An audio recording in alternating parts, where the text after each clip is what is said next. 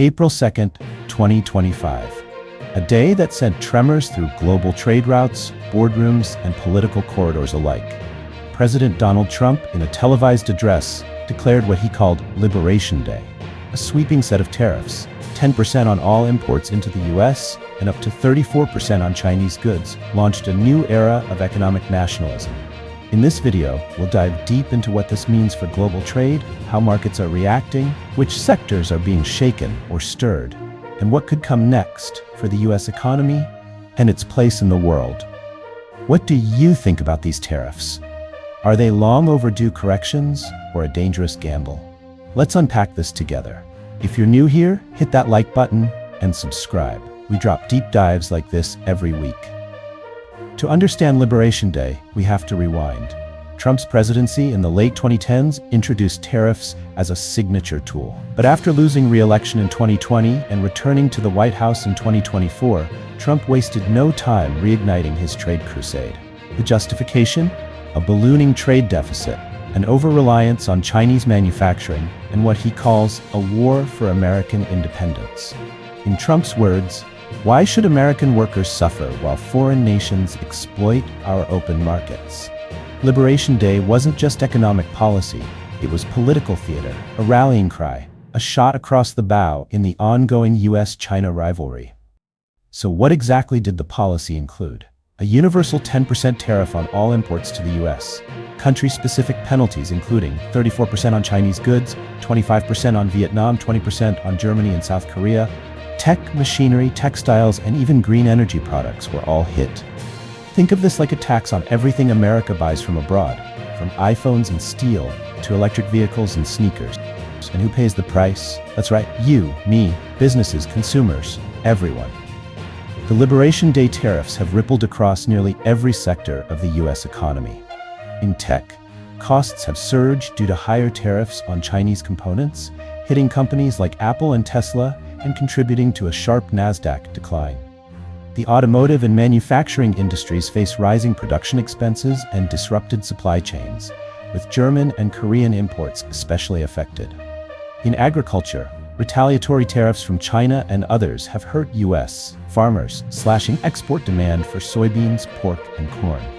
Green energy firms are seeing delays and price hikes on solar panels and EV components, threatening clean energy targets. Financial markets are reacting with volatility. Investment banking fees have dropped, and IPO activity is slowing amid uncertainty. Retailers, meanwhile, are raising prices on imported goods, squeezing consumers, and raising inflation fears. Across the board, businesses are bracing for a turbulent economic landscape. The world didn't stay silent. China imposed up to 40% tariffs on US tech, soybeans, aircraft, and pharmaceuticals.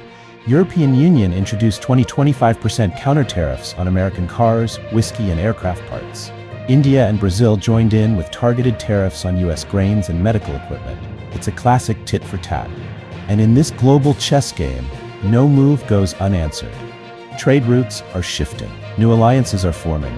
Countries are now leaning toward regional trade pacts that exclude the US, fearing instability. The financial world is reeling.